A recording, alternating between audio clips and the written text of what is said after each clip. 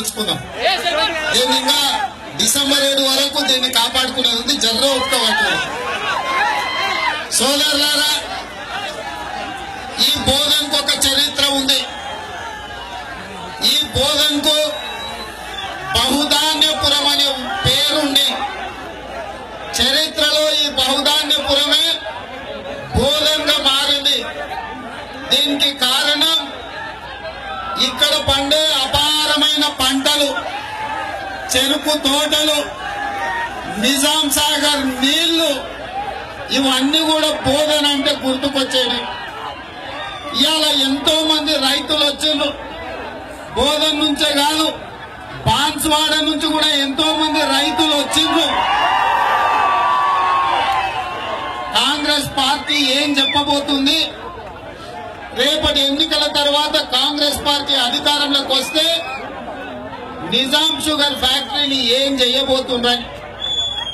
సోదరులారా, ఈ ప్రాంత రైతులు ఎవరి దయాదాక్షిణ్యాలతో బతికినోళ్ళు కాదు. ఈ ప్రాంత రైతులు ఎవరి దగ్గర చేయి దాచినోళ్ళు కాదు.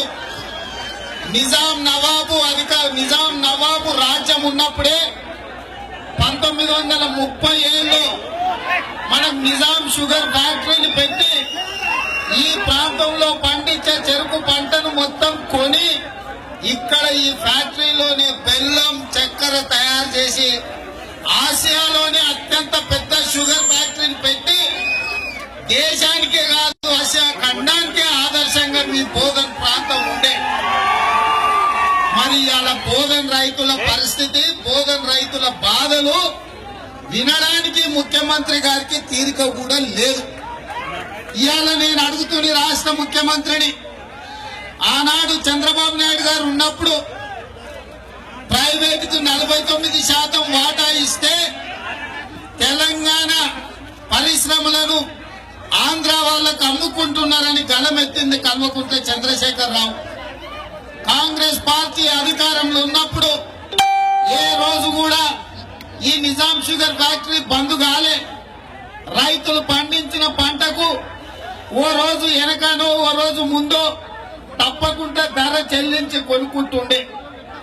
2014 ఎన్నికల సందర్భంగా కల్వకుంట్ల చంద్రశేఖరరావు గారు, ఆయన కూతురు శ్రీమతి నిజామాబాద్ జిల్లాలో తిరిగి చెరుకు రైతులను నమ్మించి నట్టేట ముంచెండు. 100 రోజుల్లో టిఆర్ఎస్ పార్టీ అధికారంలోకి వస్తే తెలంగాణకు ముఖ్యమంత్రి అయితే మనం నిజాం నవాబు ప్రారంభించిన నిజాం షుగర్ ఫ్యాక్టరీని రాష్ట్ర ప్రభుత్వం 100 రోజుల్లో పూర్తి స్థాయిలో ప్రారంభించి ఈ ప్రాంత పొలాలన్నింటినీ కూడా చెరుకు తోటలతో పసుపు ఆకు పచ్చగా ఉండేటట్టు పంటలు పండించేటట్టు చర్యలు తీసుకుంటా అన్నాడు. ఇవాళ నేను అడుగుతున్నా ఈ రాష్ట్ర ముఖ్యమంత్రిని, 100 రోజులు ఎక్కడికి పోయినావో తెలియదు కానీ కేసీఆర్ ముఖ్యమంత్రి అయిన తర్వాతనే నిజాం షుగర్ ఫ్యాక్టరీని బంద్ పెట్టిండు. ఆ తర్వాత శాసనసభలో ఎందుకు బంద్ పెట్టినామని మేము అడిగితే, బంద్ పెట్టుడే కాదు నిజాం షుగర్ ఫ్యాక్టరీని బొంద కూడా పెడతా, ఇక అది ముగిసిన సగం నిజాం షుగర్ ఫ్యాక్టరీని మళ్ళీ తెరిచేది లేదు. రాష్ట్ర ప్రభుత్వం చేత నడపనికే ఒకవేళ రైతులే సొంతంగా నడుపుకుంటా అంటే ఆలోచన చేద్దామని అన్నాడు ఈ రాష్ట్ర ముఖ్యమంత్రి. నేను అడుగుతున్న పాత్రికేయ మిత్రులను, ఇవాళ రాష్ట్ర ముఖ్యమంత్రి గారు 1,75,000 కోట్ల రూపాయల ఆదాయం ఉన్న రాష్ట్రాన్ని నడుపుతాడంట గాని 400 కోట్ల రూపాయలతో ప్రారంభమయ్యే నిజాం షుగర్ ఫ్యాక్టరీని నడపలేనంటే ఇట్లాంటి సన్నాసి, ఇట్లాంటి దోచబాజ్, ఇట్లాంటి బట్టబాజ్ ముఖ్యమంత్రి మనకు అవసరమా? నేను అడుగుతున్నా, ఈ ప్రాంత రైతుల ప్రాణ సమానమైన, ఈ ప్రాంత రైతుల ఆత్మ గౌరవం, ఈ ప్రాంత రైతుల ఆదాయం, ఈ ప్రాంత చెరుకు రైతుల ప్రాణమైన నిజాం షుగర్ ఫ్యాక్టరీని బొందబెట్టిన నువ్వు ఈ రోజు గద్దె మీద కూసుంటే ఈ రైతులు ఊరుకుంటారని నువ్వు అనుకుంటున్నావా కల్వకుంట్ల చంద్రశేఖర్ రావు? ఇవాళ అందుకే బోధన అంబేద్కర్ చౌరస్తలో నిలబడి నేను అడుగుతున్నా, ఇవాళ నేను అడుగుతున్నా, ఆనాడు ఎన్నికలలో వారు సాగునీటి పారుదల శాఖ మంత్రిగా ఉండి ఈ ప్రాంతంలో మిట్ట ప్రాంతానికి నీళ్లు రాకపోతే అలీ గుత్పా సాగర్ ను వీటన్నిటిని కూడా పూర్తి చేసి మీకు నీళ్లు ఇచ్చి మీరు ఎక్కడికి పోయినా మా ఎమ్మెల్యే మా మంత్రి సాబ్ సుదర్శన్ రెడ్డి అని చెప్పుకునే విధంగా మీ గౌరవం పెరిగే విధంగా ఆయన ప్రవర్తించండి. మీ గౌరవం నిలబెట్టడానికి తన ఆస్తులను కలిగించుండు, తన సమయాన్ని వెచ్చించుండు, తనకున్న వ్యాపారాలను వదులుకున్నాడు. ఇన్ని త్యాగాలు చేసి బోధన్ బిడ్డల కోసం తన జీవితాన్ని తన ఆరోగ్యాన్ని సైతం లెక్క చేయకుండా మీకోసం అంకితమైన పెద్ద మనిషిని ఒక పాస్పోర్ట్ల బ్రోకర్ ను నమ్మి ఓడగొట్టారా? ఇవాళ నేను అడుగుతున్నా, బోధన్ బిడ్డలారా ఆలోచన చేయండి. పెద్దలు సుదర్శన్ రెడ్డి గారికి మీ పాస్పోర్ట్ల బ్రోకర్ అయిన షకీల్ కి ఏమన్నా పోలిక ఉన్నదా? ఇవాళ నక్కకు నాగలోకానికి ఉన్నంత తేడా ఉంది. ఇవాళ సుదర్శన్ రెడ్డి గారి కాలు కోటికి సరిపోని షకీల్ కూడా ఎమ్మెల్యే దుబాయ్ తిరుగుతుందంటే ఇది బోధన్ ప్రజల గౌరవాన్ని నేను అడుగుతున్నా. ఇవాళ నేను అడుగుతున్నా, క్రికెట్ బెట్టింగ్ల గురించి వస్తే మీ ఎమ్మెల్యే పేరే వస్తుంది, పాస్పోర్ట్ల దండాల గురించి వస్తే మీ ఎమ్మెల్యే పేరు వస్తుంది, గల్ఫ్ ఏజెంట్ల గురించి ఎత్తుకుతే మీ ఎమ్మెల్యే పేరు వస్తుంది. గతంలో ఉమ్మడి రాష్ట్రంలో అది శ్రీశైలం కావచ్చు, నాగార్జున సాగర్ కావచ్చు, కల్వకుర్తి కావచ్చు, భీమా కావచ్చు, కోల్ సాగర్ కావచ్చు, నెట్టంపాడు కావచ్చు, హంద్రి నీవా కావచ్చు, ప్రాణహిత చేవల్ల కావచ్చు, పులిచింతల కావచ్చు, పోలవరం కావచ్చు, ఏ ప్రాజెక్టు మీదైనా శిలాఫలకాన్ని చూస్తే మీరెన్నుకున్న ఎమ్మెల్యే పెద్దలు సుదర్శన్ రెడ్డి గారు మంత్రిగుంటే ఏ శిలాఫలకం మీద చూసినా మీరు ఓట్లేసిన నాయకుడు మంత్రిగా శిలాఫలకం మీద ఉంటే ఇవాళ మీకు ఉన్న ఎమ్మెల్యే ఏ పోలీస్ స్టేషన్ లో చూసినా జేబులు కొట్టేటోళ్ళు ఫోటోలు కాదు ఉంది. ఇవాళ ఏ పాస్పోర్ట్ ఆఫీస్ లో పోయినా లేకపోతే విదేశాలకు పంపించే జగాల పోయి చూసినా ఇవాళ షకీల్ పేరే ఉంది.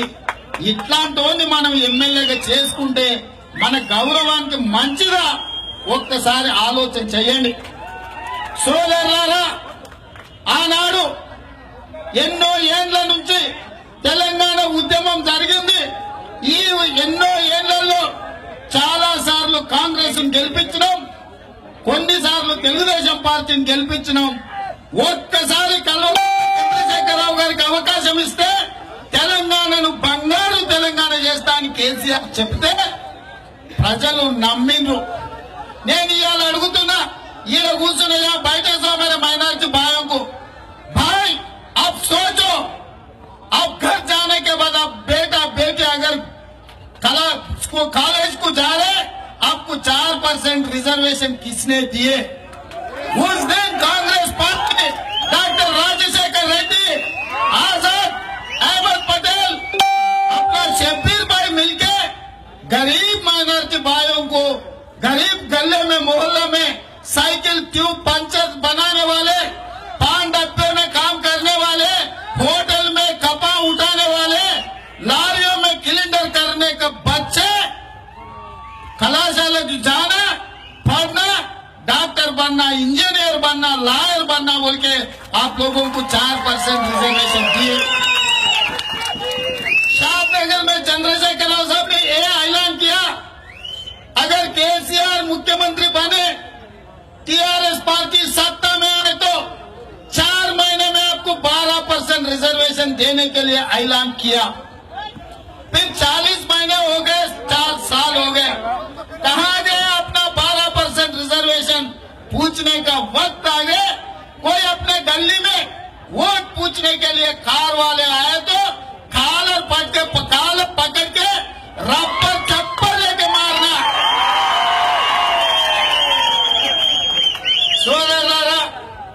ఇవాళ మైనారిటీ సోదరులనే కాదు, మా ఎస్టీ సోదరులను 6% రిజర్వేషన్ ఇందిరాగాంధీ ఇస్తే 12% చేస్తా అన్నట్టు ఇవాళ గిరిజన సోదరులను నిండా ముంచండి. వాళ్ళనే కాదు, ఆనాడు కాంగ్రెస్ పార్టీ అధికారంలో ఉన్నప్పుడు కష్టాలు చూసి ఇల్లు లేని వాళ్ళందరికీ ప్రతి పేదోడికి ఇందిరమ్మ ఇల్లు ఇచ్చింది, ప్రతి ముసలమ్మకు ముసలాయనకు పింఛన్ ఇచ్చింది, ప్రతి రైతుకు ఉచితంగా కరెంట్ ఇచ్చింది, ప్రతి రైతుకు రుణమాఫీ చేసింది. చదువుకుంటున్న బలైన దళిత గిరిజన మైనార్టీ వర్గాల బిడ్డలకు కార్పొరేట్ విద్య కోసం ఫీజు రీఎంబర్స్మెంట్ ఇచ్చింది కాంగ్రెస్ పార్టీ. ఆరోగ్యం బాగలేక పేదోడు గవర్నమెంట్ దవాఖానలపై చచ్చిపోతుంటే పేదోడు సావొద్దు, పేదోడు నిండు నూరేళ్ళు బతకాలని ఆరోగ్యశ్రీ పథకం తీసుకొచ్చి అపోలో దవాఖానల 2 లక్షల రూపాయల వరకు మీకు ఏమి జరిగినా బిల్లులు చెల్లించడానికి కాంగ్రెస్ పార్టీ ఆరోగ్యశ్రీ తీసుకొచ్చింది. గ్రామాలలో పేదోడికి పాము గరిచినా తేలు గరిచినా ఇంకేమన్నా అయినా తీసుకుపోవడానికి ఎవరినో కాళ్ళ ఏళ్ళ పట్టుకోవాల్సిన పని లేదు అని చెప్పి 104, 108 కాంగ్రెస్ పార్టీ తీసుకురాలేదా అని నేను అడుగుతున్నా. ఇవాళ జలయజ్ఞం ద్వారా ఎడారిగా మారిన తెలంగాణలో ప్రాణహిత చేవల్ల, పాలమూరు, కల్వకుర్తి, రంగారెడ్డి, భీమా, నెచ్చంపాడు, కోయిల్ సాగర్, అదేవిధంగా ఇందిరాసాగర్, రాజీవ్ సాగర్ నుంచి మొదలు పెడితే మీ పెండింగ్ ఉన్న అలీగుప్ప సాగర్ వరకు కాంగ్రెస్ పార్టీ జలయజ్ఞం పేరు మీద రైతులను ఆదుకోవడానికి సాగునీటి ప్రాజెక్టులను నిర్మించిన మాట వాస్తవం కాదా? ఇన్ని పనులు మేం చేస్తే ఇవాళ చంద్రశేఖరరావు గారిని అడుగుతున్నా, నువ్వేం చేసినావు ఈ 4.5 ఏళ్లలో?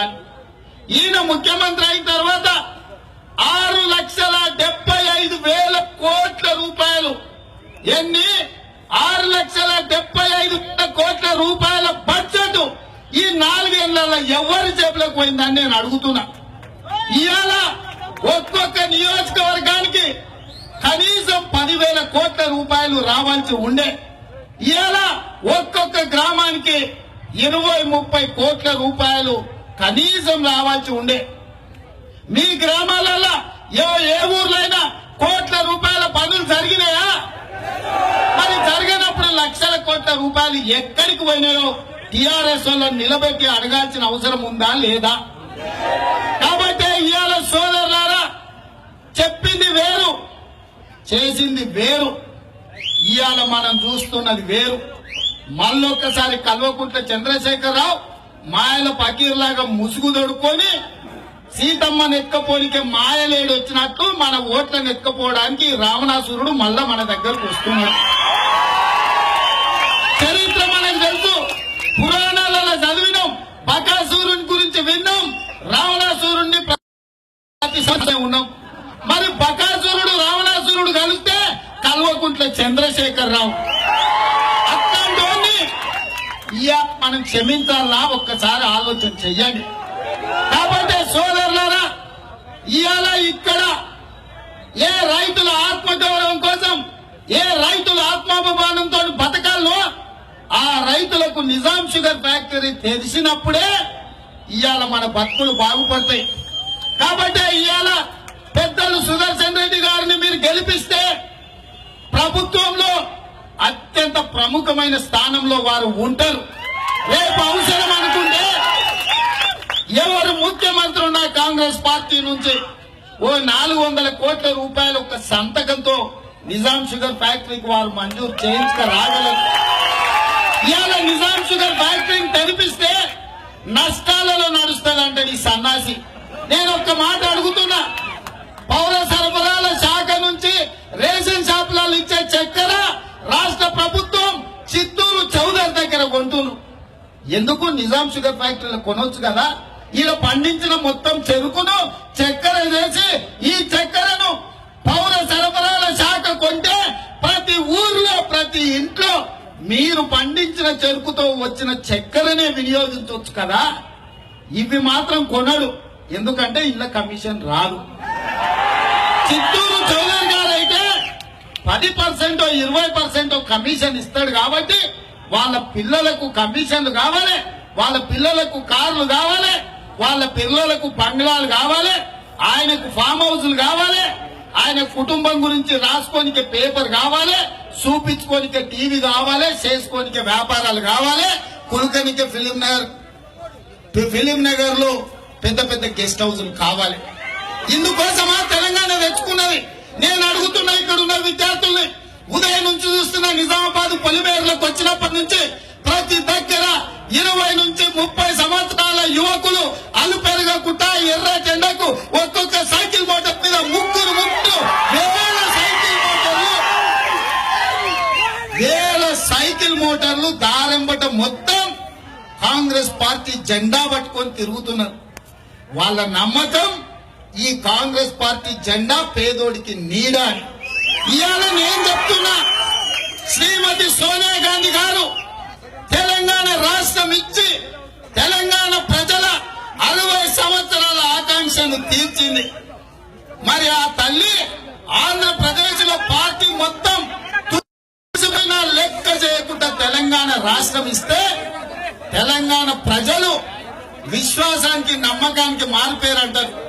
ఎండ నుంచి ఎప్పుడైనా వస్తే ఓ గిలాసం మంచినీళ్ళు ఇచ్చినా గుర్తు పెట్టుకుంటాం, ఆ ఇంటిల్లి బాధ చల్లగా ఉండాలంటాం. మరి ఇంత త్యాగం చేసి మన కోసం తెలంగాణ రాష్ట్రం ఇస్తే సోనియా గాంధీ గారికి ఇచ్చిన గౌరవం ఇదేనా అని ఇవాళ ఎవరైనా మనల్ని అడిగితే మనం ఏం సమాధానం చెప్పాలన్న యువకులు ఆలోచన చేయండి. ఇవాళ నేను అడుగుతున్న యువకుల్ని, 1200 మంది విద్యార్థులు ఆత్మ బలిదానాలు చేసుకుంటే వాళ్ళ శవాలను పునాదులుగా చేసి గద్దెనెక్కిన కల్వకుంట్ల చంద్రశేఖరరావు కనీసం అమరవీరుల కుటుంబాలను పిలిచి బుక్కెడు అన్నమన్న ఎన్నడన్న పెట్టిండో ఈ 50 నెలలని నేను అడుగుతున్నా. అమితాబ్ బచ్చన్ ను పిలిచి దావతిస్తాడు, అక్కినేని నాగార్జునను పిలిచి దావతిస్తాడు, అక్కినేని అమలాకు జూబ్లీహిల్స్ లో కుక్కల్ని పెంచుకోనికే 3 ఎకరాల భూమి ఇచ్చిందా? తెలంగాణ బిడ్డలకి ఇద్దరమ్మ ఇల్లు కట్టుకోవడానికి 50 గజాల జగా ఇవ్వలే మనకు. అక్కినేని అమల పెంచుకునే కుక్కల కంటే మన బతుకులు హీనమైపోయినాయి చంద్రశేఖరరావు గారి పాలనలో. ఇది న్యాయమా? ఎన్నడైనా మన తెలిసినోడు సుట్టపోడు చచ్చిపోతే కూడా ఇంటికి పోయి పలకరించి వస్తామా? అప్పుడప్పుడు వాళ్ళని 12 రోజులలో ప్రతి ఒక్కరూ వాళ్ళని ఇంటికి పిలిచి ఇంత భోజనం పెట్టాలి, లేకపోతే మనమని ఇంత భోజనం వండుకొని పోయి వాళ్ళ ఇంటికి పోయి బుక్కెట్ తినిపించి వస్తాం. ఇది మన సాంప్రదాయం. మరి చచ్చిపోయి సాధించుకున్న తెలంగాణలో అమరవీరుల కుటుంబాలను ఎన్నడన్న చంద్రశేఖరరావు గారు పిలిచిండా? కనీసం పాత్రికేయ మిత్రులారా రాసుకోండి, మొట్టమొదటి శాసనసభలో తొలి ఉద్యమంలో 369 మంది, మలి ఉద్యమంలో 1200 మంది ఆత్మ బలిదానాలు చేసుకున్నారు. ఈ 1569 మంది అమరవీరుల కుటుంబాలకు ప్రతి కుటుంబానికి 10 లక్షల రూపాయలు, ఇంటికో ఉద్యోగం, డబుల్ బెడ్రూమ్ ఇల్లు, వైద్య ఆరోగ్య సహకారం, ప్రతి వాళ్లకు వ్యవసాయానికి 3 ఎకరాల భూమి ఇస్తామని చెప్పి ఆనాడు శాసనసభలో తీర్మానం చేసినాం. మేము ఇవాళ 50 నెలలైనా ఈ తీర్మానం అమలుకు నోచుకోలే. ఇవాళకు ఉద్యోగాలు, ఇండ్లు, పైసలు ఇవ్వకపోయినా కనీసం వాళ్ళని గుర్తించలేదా? ఇప్పటి వరకు 500 మందిని కూడా అధికారికంగా గుర్తించలేదు. ఇవాళ ఉద్యమకారులు ఏమైనా అంటే వాళ్ళ అడ్రస్సులు దొరుకుతలేవు అని అంటున్నాడు.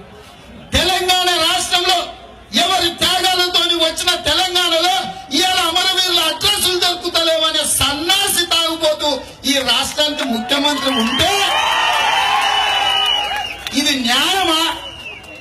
మీరు రాయలేదా పత్రికలలో చచ్చిపోయిన అమరవీరుల గురించి?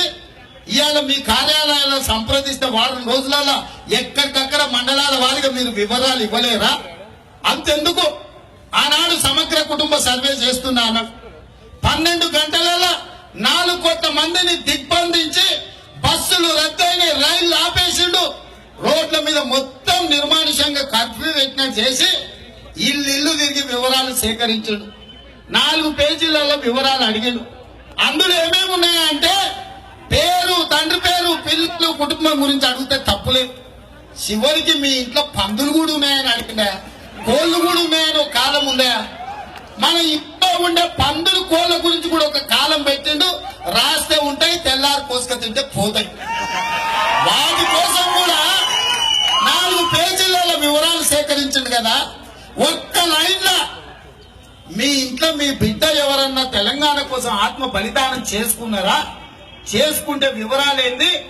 వాళ్ళ తల్లిదండ్రులు వాళ్ళ కుటుంబ సభ్యులు ఎట్లా బతుకుతున్నారో ఒక్క కాలం పెడితే 12 గంటలలో 1569 మంది వివరాలు సేకరించగలుగుతుండే కదా. ఎందుకు సేకరించలేదు ఈ రాష్ట్ర ముఖ్యమంత్రి అని నేను అడుగుతున్నా. అంటే అమరవీరులు అంటే ఇంత చిన్న చూపు. ఆయన ఇంకో మాట కూడా చెప్పాడు, హైదరాబాద్ లో ప్రపంచమంతా అబ్బురపడే విధంగా ఆకాశం వైపు తలెత్తి చూసే విధంగా అమరవీరుల స్తూపం కడతా అన్నాడు. ఇయాలటి వరకు తట్ట మట్టి కూడా తీయలే. ఆయన మాత్రం చౌరస్తాలా 10 ఎకరాల 1000 కోట్లు పెట్టి 150 గదుల గడి నిర్మించుకున్నాడా. ఆయన బాత్రూమ్ కు బుల్లెట్ ప్రూఫ్ అద్దాలు పెట్టుకున్నాడా. ఎవరికైనా కారుకు చూసిన బుల్లెట్ ప్రూఫ్ అద్దాలు, ఇంటి కిటికీలకు చూసినాం ఎవడైనా బయట నుంచి కాలుస్తాడని బుల్లెట్ ప్రూఫ్ అద్దాలు. బాత్రూమ్ లో ఎందుకు పెట్టుకోవాల్సి వచ్చిందా అంటే బిడ్డతోనూ కొడుకుతోనూ ప్రమాదం ఉందనే కదా. బాత్రూమ్ లో ఉన్నప్పుడు కొడుకో బిడ్డలో లోపలంగా కాలుస్తే సస్తా అని భయం. ఆయనకు మాత్రం సాగు భయం ఉంది. ఆయన బాత్రూమ్ కు బుల్లెట్ ప్రూఫ్ అద్దాలు ఉండాలి కానీ రోడ్ల మీద చచ్చిపోతున్న రైతుల గురించి మాత్రం ఆయనకు ఒక్క క్షణం కూడా పట్టిలేదు. ఇవాళ ఈ రాష్ట్ర ముఖ్యమంత్రి తెలంగాణ రాష్ట్రం వచ్చినాక దాదాపుగా 5,000 మంది రైతులు ఆత్మహత్యలు చేసుకున్నారు గిట్టుబాటు ధర లేక. ఇవాళ 5,000 మంది రైతులు ఆత్మహత్య చేసుకుంటే దేశంలోనే రైతు ఆత్మహత్యలలో మన రాష్ట్రం ముందుంది. ఇవాళ రైతుల చావులకు కారణమైనోడు, అమరవీరుల బతుకులు మొత్తం బుక్కి పాలవ్వడానికి అయినోడు, నిరుద్యోగ యువతకు నౌకర్లు ఇయ్యనోడు, విద్యార్థులకు ఫీజు రియంబర్స్మెంట్ ఇయ్యనోడు, పేదోళ్లకు డబుల్ బెడ్రూమ్ ఇల్లు ఇవ్వనోడు, దళితులకు 3 ఎకరాల భూమి ఇవ్వనోడు, గిరిజనులకు 12% రిజర్వేషన్ ఇవ్వనోడు, మైనారిటీలకు 12% రిజర్వేషన్ ఇవ్వనోడు, కేజీ టు పీజీ ఉచిత నిర్బంధ విద్య ఇవ్వనోడు, ఇంటికో ఉద్యోగం ఇయ్యనోడు ఏం చేయాలి? ఏం చేయాలి? ఏం చేయాలి? ఎన్ని మీటర్ల లోతున బొంద పెట్టాలి? 100 మీటర్ల గోతి తీసి బొంద పెట్టాలి. సరేనా? మరి ఇవాళ ఇక మా ఆడబిడ్డలు, మా అక్కలు, మా పెద్దమ్మలు వాళ్ళు చూస్తారు, మా పిల్లగాడు ఎప్పుడు ఆపుతాడో పోయి ఈ టీవీలో మా టీవీలో సీరియల్ ఎప్పుడు చూడాలను అని. మా పెద్దమ్మల్ని చూస్తే నాకు నిజంగా బాధ అవుతుంది. బతుకమ్మ పండుగ వచ్చింది, వస్తుండే ఇప్పుడే గాడ రేంజల్లా మా అమ్మలక్కలు అందరూ బతుకమ్మ పండుగ మంచిగా పట్టుకొని వస్తూ మొత్తం ఎత్తుకొని వస్తారు బతుకమ్మలు బొడ్డమ్మలని. గతంలో కేసీఆర్ బిడ్డ కవితమ్మ కూడా, మీ ఎంపీ గారు కూడా బతుకమ్మ ఆడింది. ఆమె బతుకమ్మ ఆడినప్పుడు ఆమెకు 10 కోట్లు ఇచ్చిండు ప్రతి సంవత్సరం. అవునా పాత్రిక మిత్రులారా, మీకు గుర్తుండాలి. కవితమ్మ బతుకమ్మ ఆడితే ప్రతి సంవత్సరం 10 కోట్లు ఇచ్చిండు. ఈ సంవత్సరం ఆడను అని అంటే సిల్లి గవ్వ కూడా ఇయ్యలే. అంటే నీ బిడ్డకైతే బతుకమ్మ కోసం 10 కోట్లు ఇస్తావు, మా పెద్దమ్మలు బతుకమ్మ ఆడుకుంటే బుడ్డి గవ్వ కూడా ఇవ్వవా? ఇంత అన్యాయం ఉంటుందా? ఇంత అన్యాయం ఉంటుందా? పండగ పూట ఆడబిడ్డలను ఎవడన్నా కన్నీళ్లు పెట్టిస్తాడా? పండగ పూట, దసరా పండగ పూట, బతుకమ్మ పూట, సద్దుల బతుకమ్మ నీ బిడ్డ చేస్తే 10 కోట్లు ఇస్తుంది కదా చంద్రశేఖర్ రావు. మా పెద్దమ్మలు, మా చిన్నమ్మలు, మా అమ్మలు బతుకమ్మ ఆడుకుంటా, మా చెల్లెళ్ళు ఆడుకుంటారంటే నువ్వు 10 పైసలు కూడా ఇవ్వవా? ఇదేమన్నా నీ జాగిరా? ఇది మేము పన్ను కట్టలేదా? ఈ పైసలు మావి కాదా? ఇందులో మా చెమట, మా రక్తం లేదా? మరి మా పైసలు మాకు ఇవ్వడానికి నువ్వు ఇంత కంజూస్ చేస్తున్నావు కదా. ఇతనే కంజూస్ కు కమీనా బోలేతో క్యాకమై బోల్కే మేము పూచినాము. ఇట్లాంటి కమీనగాళ్ళు ఈ రాష్ట్రానికి ముఖ్యమంత్రిగా ఉండొచ్చా? మరి ఉండొద్దంటే ఉండొద్దని అంటే మళ్ళీ ఆడికి పోతే వాడే గుర్తొచ్చా మీకు. ఇక వీళ్ళే కాదు, నిన్న మంది ఇంకోటి లగెత్తుకున్నాడు. ఇలా చాలా మంది పెద్ద ఆయన నందమూరి తారక రామారావు గారు అభిమానులు చాలా మంది ఉన్నారు నాకు తెలిసి. చంద్రబాబు నాయుడు గారు అనుచరులు, సహచరులు, అభిమానులు కూడా ఉన్నారు. ఇవాళ ఆయన అంటుండు ఈ తెలుగుదేశం పార్టీ ఇక్కడ ఉండొద్దని. నేను అడుగుతున్నా, అసలు నీ బతికి ఎక్కడ మొదలైంది? నువ్వు పాస్పోర్ట్ లో బ్రోకర్ ఉంటే నీకు ఎమ్మెల్యే టికెట్ ఇచ్చి ఎమ్మెల్యేని చేసి, మంత్రిని చేసి, డిప్యూటీ స్పీకర్ చేసి నువ్వు టీఆర్ఎస్ పార్టీ పెట్టి పొత్తు పెట్టుకొని నేను ఎంపీని గెలిపించింది మేం కాదా? తెలుగుదేశం సోదరులు కాదా? ఇవాళ నిన్ను భుజాల మీద మోసి నీ బతుకొక గౌరవం ఇచ్చిన తెలుగుదేశం పార్టీ ఇవాళ ఉండొద్దు అంటున్నావు. ఎందుకంటున్నాయన? తెలుగుదేశం పార్టీ ఈ తెలంగాణను అభివృద్ధి చేయడానికి కాంగ్రెస్ పార్టీతో కలిసింది. అట్టెట్లా కలుస్తుంది అంటారు. ఎట్లా కలుస్తారా బాయ్? బరాబర్ కలుస్తావు. ఒక జెండా చూడరు, ఈడ చూడరు, ఇవాళ 2 జెండాలు ఉన్నాయి, కాంగ్రెస్, టీడీపీ, గట్లే కలుస్తాం. ఇట్లనే కలుస్తాం. అయ్యో ఈడ ఆములకు చూడరు, ఈడ ఉన్నారు చూడు, వేదిక మీద కూడా ఉన్నారు. వచ్చేటప్పుడు నాకు కూడా మా మాజీ తెలుగుదేశం దోస్తులు అందరూ కూడా వచ్చి కడవ కప్పిరు, దండం పెట్టిరు, మంచి కొట్లాడన్నా మేము అండకుంటాం అన్నారు. మేం కలవడాన్ని తండ్రి కొడుకులు ఎందుకు ఆ గుంటూరు మిర్చి పెడితే ఎగిరినట్టు ఎగురులాడుతున్నారు ఎందుకు అన్నారు? కేటీఆర్ ను చూస్తుంటే ఇక ఆయన మాటలు చూస్తుంటే అసలే కోతి కళ్ళు తాగింది, ఆ పైన దానికి తేలి గడిచింది. ఇక అది ఎన్ని దుంకులు దుంకుతుంది. ఇక కేటీఆర్ అట్లా దుంకుతున్నాడు వాళ్ళకి టీడీపీ మీద, కాంగ్రెస్ మీద. ఎందుకంటే వాళ్ళకి సాగు భయం పట్టుకున్నది. అప్పటి వరకు కాంగ్రెస్ ఒక్కటే అంటే అట్లో ఇట్లో మాయ చేద్దాం అనుకున్నారు. ఇప్పుడు తోడు కోదండరామైండు, టీడీపీ అయింది, సిపిఐ వచ్చేటట్టుంది, అందరు కలిసి మమ్మల్ని బొంద పెట్టేటట్టు అని చెప్పి వాళ్ళు రోజులు ఎత్తే తండ్రి కొట్టుకుని మమ్మల్ని తిరుగుతున్నారు. నేను అడుగుతున్నా కేసీఆర్ ను, కేటీఆర్ నిన్ను ప్రజలు ముఖ్యమంత్రి చేశారు, 50 నెలలు అధికారంలో ఉన్నావు, మొత్తం 60 నెలల కోసం నిన్ను ఎన్నుకున్నావు, అర్ధాంతరంగా నువ్వు ఆత్మహత్య చేసుకున్నావు. ఎందుకు చేసుకున్నావు చెప్పాలనా లేదా? పోనీ నీ సావు నువ్వు చచ్చినావు, మాకు కూడా శని పీడ విరగడైంది అనుకుంటాం. ఈ 50 నెలల్లో నువ్వు చేస్తాన్నది ఏమన్నా చేసినావా? ఇప్పుడు వాటి గురించి అడుగుతామని చెప్పి పెడబొప్పలు పెడుతున్నారు. ఎంతకి కూడా కేసీఆర్ మాస్టర్ అతి తెలియడంట 10వ తరగతి పరీక్షలు రాసిండు. వాడు అన్ని పరీక్షలలో ఫెయిల్ అయినాను, మొత్తం కలిపితే కూడా 35 రాలి, అన్నిట్లలో కలిపితే కూడా. ఇక వాడు ఆలోచన చేసి చెట్టు కింద కూర్చొని ఇంటికి పోతే ఈ విమానం మొత్తం అవుతుంది, ట్యూషన్లు పెట్టి కాన్వెంట్ స్కూల్లో చేస్తే ఒక్కటి కూడా పాస్ కాలే. ఇక వాడు ప్లాన్ వేసిండు, ఇంటికి పోతే బాగా కనిపిస్తే అందులో దుంకిండు. దుంకుతో ఇక తల్లిదండ్రులు అందరూ వచ్చి కాపాడి ఇంటికి తీసుకుపోయాక ఎందుకురా నాయన చదువు లేకున్నా సరే 4 బర్రెలు కాసుకొని బతుకోవచ్చు. మన ఫ్రెండ్ అడిగిండు, అరే నీకు ఇంటికాడ వ్యవసాయం బానే ఉంది కదరా, ఎందుకు అట్లా చేసినావని. ఓరు పిచ్చోడా, నేను ఫెయిల్ అయ్యి ఇంటికి వస్తే మా అమ్మ నాయన గుంజ కట్టేసి కొడతారు, అదే బాయిలో దుంకినట్టు సచ్చినట్టు చేస్తే ఎందుకురా నాయన చదువు లేకున్నా సరే అని ఇంటికి తీసుకుపోతారు. ఇప్పుడు చూసినావా చదువు గురించి అడుగుతానే లేరని. ఇవాళ చంద్రశేఖరరావు కూడా ఎందుకు అర్థాంతరంగా ఈ ప్రభుత్వాన్ని రద్దు చేసి ఆత్మహత్య చేసుకున్నాడు? 60 నెలలు మొత్తం ఉంటే నిజాం సాగర్ లేదు ఎందుకు, నిజాం సాగర్ నీళ్లు ఇయ్యలేదు ఎందుకు, ఇంటింటికి ఉద్యోగం ఎందుకు ఇవ్వలేదు, ఇంటింటికి నల్లా ఇచ్చి ఓట్లు అడుగుతున్నాం ఎందుకు ఇవ్వలేదు, డబుల్ బెడ్రూమ్ ఇల్లు ఎందుకు ఇవ్వలేదు, దళితుల 3 ఎకరాల భూమి ఎందుకు ఇవ్వలేదు, పిల్లలకు ఫీజులు ఎందుకు కట్టలేదు, నిరుద్యోగ యువతకు ఉద్యోగాలు ఎందుకు ఇవ్వలేదు, మైనార్టీలకు 12% రిజర్వేషన్ ఎందుకు ఇవ్వలేదు, గిరిజనులకు 12% రిజర్వేషన్ ఎందుకు ఇవ్వలేదు, సన్నా చూడడం మళ్ళీ ఎట్లా మాట్లాడడానికి వచ్చినవురా అని చెప్పుతో కొడతారని చెప్పి అర్థాంతరంగా రద్దు చేసి ఇవాళ అసలు సంగతి పక్కన పెట్టిండు. ఇవాళ ఆయన ఎన్ని మాయల పక్కీరేలు వేసినా, ఎన్ని ఊసరు వెళ్ళి రంగులు మార్చినా ఇవాళ మనం అసలు విషయం అడగాల్సిందే. ఇదే కాదు, వస్తూ ఒకరిద్దరు చెప్పారు, సార్ బాన్సువాడ గురించి కూడా మాట్లాడాల్సిందే అని.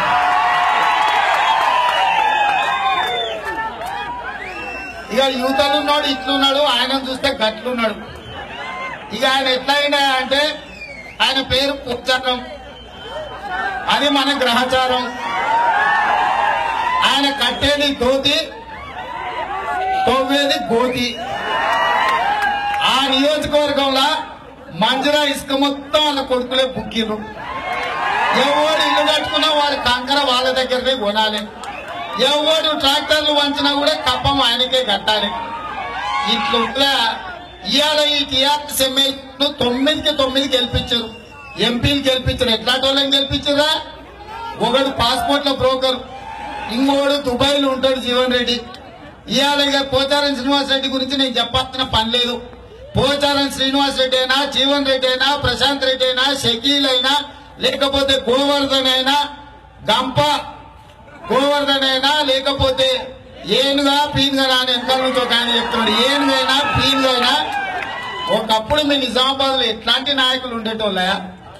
మీ దగ్గర బాబు ఖాన్, ఇక్కడ పెద్దలు సుదర్శన్ రెడ్డి గారు, అక్కడ పోతే మండమ వెంకటేశ్వరరావు గారు, ఆ పక్కకు పోతే కీర్తిశేషులు మైపాల్ రెడ్డి గారు, మీ అందరి అభిమాన నాయకుడు సంతన్న సంతోష్ రెడ్డి గారు, అన్నపూర్ణమ్మ, ఇట్లాంటి గొప్ప గొప్ప నాయకులు ఇచ్చిన జిల్లానయా నిజామాబాద్ జిల్లా. ఇట్లాంటి మీరు ఇవాళ పాస్పోర్ట్ బ్రోకర్లను, దుబాయ్ ఏజెంట్లను, కమిషన్ ఏజెంట్లను మీ దగ్గర నుంచి అసెంబ్లీకి పంపిస్తే ఇది మీ గౌరవానికి తక్కువ, ఇది నిజామాబాద్కు అవమానము. ఇలాంటి వాళ్ళకు మళ్ళా ఓటు వేయకండి. ఒక్కసారి చూసారు అన్నం ఉడికిందా లేదా ఒక్క మెతుకు పట్టి చూస్తే తెలుస్తుంది.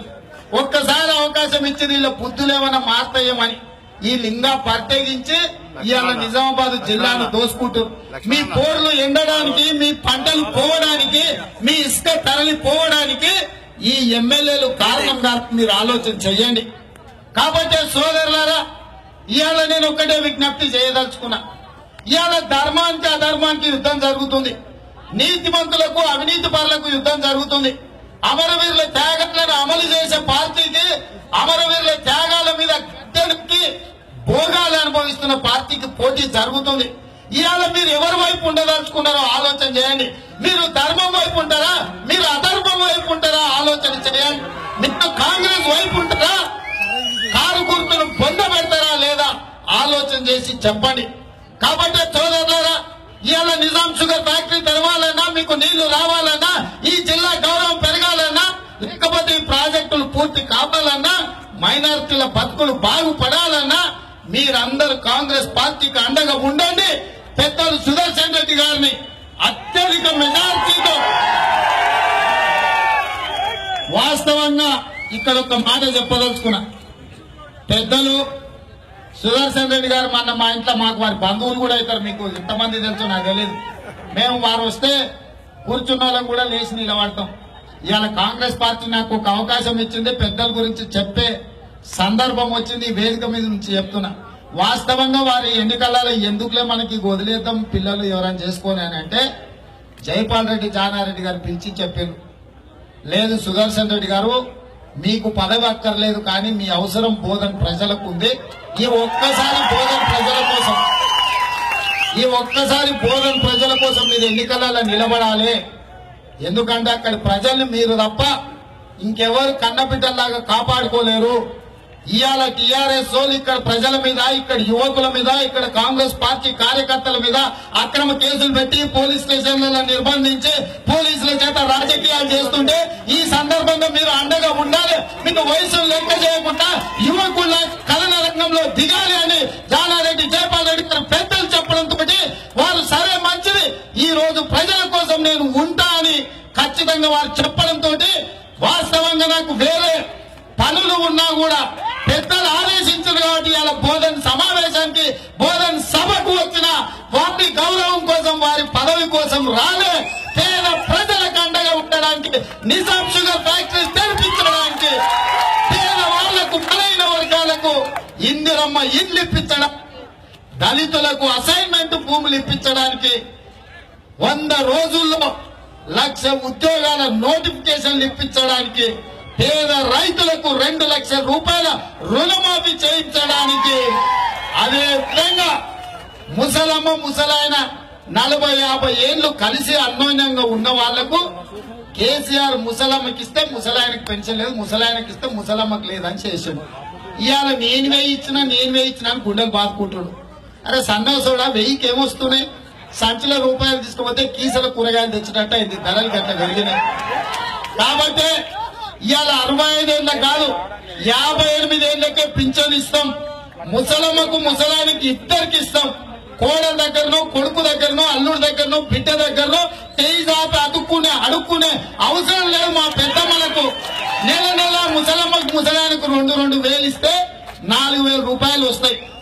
6 కిలోలు ఒక్కొక్కరికి ఉచితంగా బియ్యం ఇస్తాం. ముసలమ్మకు ముసలానికి 12 కిలోల బియ్యం వస్తాయి. 4,000 రూపాయలు 12 కిలోల బియ్యం వస్తే కొడుకు కోడలు వచ్చి మీ కాళ్ళు వచ్చి మీకే దండం పెట్టి నెలకు 1,000-2,000 అడుక్కునే పరిస్థితి వస్తుంది. ఆత్మ గౌరవంతో బతుకోవచ్చు. మందుకోలీలకో, మంచుకో, చెడ్డకో, సాయంత్రం పూట మంచి చెడ్డకు కూడా ఎవరి దగ్గర చేయి దాపాల్సిన పని లేదు. ముసలమ్మను ముసలాయనని కాపాడాలన్నా, చదువుకున్న పిల్లలకు నౌకర్లు రావాలన్నా ఈసారి కాంగ్రెస్ రావాలి. ఇక ఆయన అంటున్నాడు ఎకరకు 4,000 వేసినా బ్యాంకులలో ఓట్లన్నీ నాకు వచ్చినట్టు. ఎకరకు 4,000 వేసేయండి, అయిపోయినాయి. దసరా పండుగ వచ్చింది, దావతులకు అయిపోయాయి. దసరా అయినాక ఎట్లా అప్పుడెవడు కడతాడు? బ్యాంకులో పాస్ పుస్తకాలు అక్కడనే ఉన్నాయి కదా తల్లి. కొత్తవి ఇచ్చినా చెల్తలు, బ్యాంకు పోతే అది అందనే ఉంది, అది కట్టంటలే కదా. కొత్త ఇచ్చినా చెల్ల 4 తీసుకొని కూడా పట్టుకొస్తాను. మరి బ్యాంకులో ఉన్న పాస్బుక్లు మిట్టితో సహా చెల్లించాలంటే 2 లక్షల రూపాయలు కాంగ్రెస్ పార్టీ చేస్తాయి. వాడు ఇచ్చే ఎకరకు 4,000 కావాలన్నా కాంగ్రెస్ ఇచ్చే 2 లక్షల రైతు రుణమాఫీ కావాలన్నా ఒక్కసారి ఆలోచన చేయాలి. వాడు ఇచ్చే 1000 రూపాయలు కావాలన్నా ఇంట్లో ఒక్కరికి, ఇంట్లోన్న వాళ్ళందరికీ 58 ఏళ్ళు నిండిన వాళ్ళందరికీ 2000 రూపాయలు పింఛన్ కావాలన్నా ఆలోచన చేయండి. చదువుకున్న నిరుద్యోగ యువత కూడా మీకు నౌకరు రాకపోతే నెల 3000 రూపాయలు పోటీ పరీక్షలకు కనీసం ప్రిపేర్ కావడానికి ట్యూషన్ ఫీజు కట్టుకోవడానికైనా నెల 3000 రూపాయలు ఇవాళ కాంగ్రెస్ పార్టీ ఇవ్వడానికి సిద్ధమైంది. ఇవన్నీ కూడా మా ఇంట్లోకెళ్ళి ఇస్తాం. రేపు బడ్జెట్ 2 లక్షల కోట్లు ఉంటుంది తెలంగాణ. సంవత్సరానికి 2 లక్షల కోట్ల రూపాయల ఆదాయంలో ఉన్న ఈ రాష్ట్రం అవినీతికి పాల్పడకుండా కడుపు నోరు కట్టుకొని పాలిస్తే ప్రతి పేదవాడికి 1000 రూపాయల సంక్షేమ పథకాలను అమలు చేయొచ్చు. కేసీఆర్ అడుగుతాడు, ఎట్టేస్తావా రుణమాఫీ అని? ఎట్టేస్తావా? 2004 కంటే ముందు ఉచిత కరెంట్ ఇస్తామని ఇయ్యలేదా? ఆరోగ్యశ్రీ పథకం అమలు చేసేలేదా? ఏది చేయలే? ఫీజు రియంబర్స్మెంట్ చేయలేదా? రైతు రుణమాఫీ చేయలేదా? ఇన్ని పనులు చేసిన మేము అడిగిన వాళ్ళకల్లా ఇందిరమ్మ ఇల్లు ఇయ్యలేదా? కట్టుకోకుండా కూడా పైసలు తీసుకున్న వాళ్ళు చాలా మంది ఉన్నారు కదా, నేను కట్టుకున్నట్లే కాదు. అవునా? ఏం తల్లి, అడిగిన వాళ్ళకల్లా ఇందిరమ్మ ఇల్లు ఇయ్యలేకపోయే తల్లి? మరి గంతమంది పేదోళ్ళకి ఇల్లు ఇస్తుంది కదా బిడ్డ, ఇల్లు ఇస్తుంది కదా తల్లి. మరి ఇల్లు ఇస్తే, పింఛన్లు ఇస్తే, దవాఖాన్ల బిల్లులు కడితే, రైతులకు రుణమాఫీ చేస్తే, అన్ని చేసినాం. 2 లక్షల రూపాయల రుణమాఫీ చేయలేమా? పైసలు పొదుపుగా దాచిపెట్టుడేట్లో అవసరానికి ఖర్చు పెట్టినట్టు మాకు తెలుసు. ఇవాళ ఇల్లు నడవాలంటే ఇంట్లో అమ్మ పెత్తనం ఉండాలి. అయ్యో అటు ఏమైనా చేసినా పెత్తనం రాగానే తీసి దాచిపెట్టి పోపుల డబ్బుల్లో మిర్చి డబ్బుల్లో పెట్టి బియ్యం సంచుల్లో దాచిపెట్టి పిల్లలకు అవసరమైనట్టు తల్లి వాడుతుంది. తల్లికి తెలిసిన పొదుపు ఎవరికి కూడా తెలియదు. ఇవాళ అట్లాంటి ఆడబిడ్డలను ఎవరిని కూడా మంత్రివర్గంలో ఒక మహిళకు కూడా చోటు ఇవ్వాలి. మహిళలే ఆడబిడ్డల పెత్తనం లేని సంసారం ఏమైనా బాగుపడ్డదా? ఏమైనా బాగుపడ్డదా అమ్మ? నువ్వు చెప్పు తల్లి. అమ్మ పెత్తనం కాకుండా అయ్య పెత్తనంతోనే ఉన్న సంసారం బాగుపడ్డదా? మరి వాడి సంసారంలో ఒక్క ఆడబిడ్డ కూడా మంత్రి లేదు, ఎట్లా బాగుపడుతుందా ఈ సంసారం? వాడు సంసారం చేసేటోడేనా? అసలు సంసారం చేసేటోడు ఎవడన్నా ఆడబిడ్డకు కృషి చేయడానే? కాబట్టి ఆడబిడ్డలకు గౌరవం దక్కాలన్నా, ఆడబిడ్డలు మంత్రులకు ఉండాలన్నా, ఆడబిడ్డలు పెత్తనం చెలాయించాలన్నా, మళ్లీ మహాలక్ష్మి గ్రూపులు కలకలలాడాలన్నా అది కాంగ్రెస్ పార్టీతోనే సాధ్యమవుతుంది. కాబట్టి మీరు అందరూ కూడా ఒక మాట ఇవ్వాలి నాకు. అందరు చేతులు పైకెత్తండి, అందరు చేతులు పైకెత్తండి. హస్తం గుర్తుకే, హస్తం గుర్తుకే. సుదర్శన్ రెడ్డి గారి నాయకత్వం, సుదర్శన్ రెడ్డి గారి నాయకత్వం, రాహుల్ గాంధీ గారి నాయకత్వం. ధన్యవాదాలు సోదరులారా. సోదరులారా, కాంగ్రెస్ పార్టీలో చేరడానికి చాలా మంది వచ్చిండ్రు. మీ తోపులాట, మీ ఉత్సాహం ఇవన్నీ అయ్యి ఎవరికి కండువాలు కప్పలేకపోయినా ప్రతి ఒక్కరిని కాంగ్రెస్ పార్టీలో చేరేటోళ్లను మిగతా నాయకులకు ఏ గౌరవం ఉందో ఆ గౌరవం ఉంటుంది. కాంగ్రెస్ పార్టీ కుటుంబంలో చేరి మీకు అందరికి కూడా స్వాగతం పలుకుతూ ధన్యవాదాలు తెలియజేస్తున్నా. తెలుగుదేశం పార్టీ అభిమానులు కూడా కాంగ్రెస్ పార్టీతో కలిసి పనిచేసి పెద్దలు సురేష్ రెడ్డి గారిని అత్యధిక మెజార్టీతో కొలిపించాల్సిందిగా మీ అందరికీ డాక్రా గ్రూప్ మహిళలకు కూడా బాబు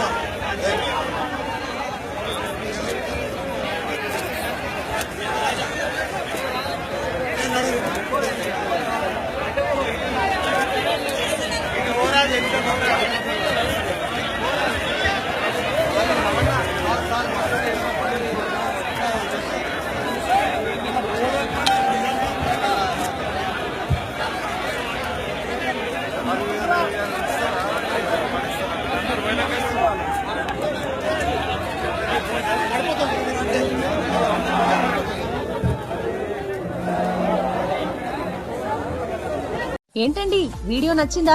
అయితే ఓ లైక్ వేసుకోండి, లేదంటే ఓ కామెంట్ చేయండి. ఎప్పటికప్పుడు మా వీడియోస్ చూడాలంటే సబ్స్క్రైబ్ చేసుకోండి.